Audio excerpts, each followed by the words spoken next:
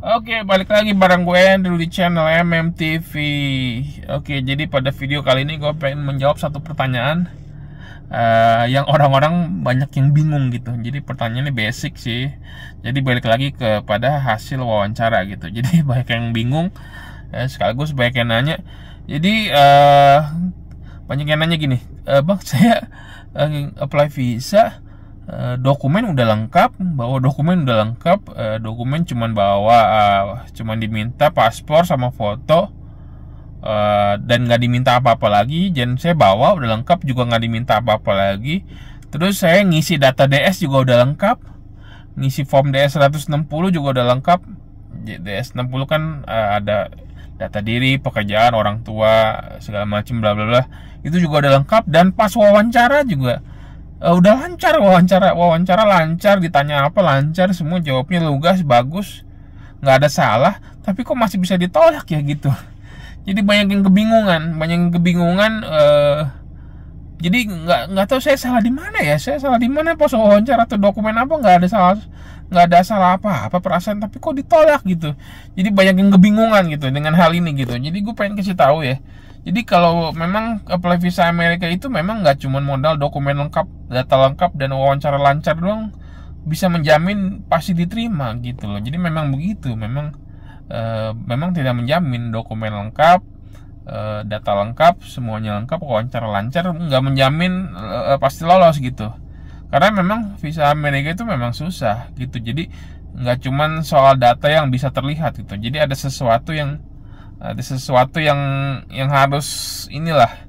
ada sesuatu yang harus kayak semacam lo dengan officernya itu punya touch gitu, punya ikatan touch yang bisa diterima gitu loh. Jadi banyak yang bingung, kenapa sih, emang salah apa sih saya, kayaknya semua baik-baik aja, lancar, lengkap aja, tapi mesti tolak. Ya memang begitu.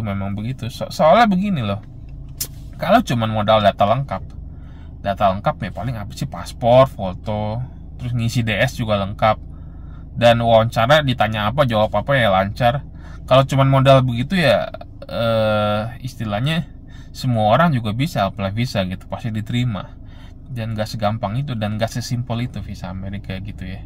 Jadi kalau andai kata semua orang yang punya data lengkap pasti lolos, semua orang yang wawancara lancar pasti lolos, semua orang yang ngisi bawa dokumen lengkap pasti lolos, ya semua orang udah lolos dong. Nggak mungkin nggak ada yang lolos. Nah justru karena visa Amerika nggak segampang itu gitu, memang begitu. Jadi nggak semuanya pasti udah lengkap sekalipun pasti nggak menjamin lolos gitu. Kalau misalnya cuma modal lengkap data doang, dokumen lengkap, interview lancar, misalnya nih ada orang susah nih, ada pengemis di jalan, dia nggak punya uang, mau kerja ke Amerika, bikin visa Amerika, kalau memang data dokumen lengkap, semua lengkap lancar, ya itu gampang dong, harusnya itu pengemis dapetin visa Amerika dong.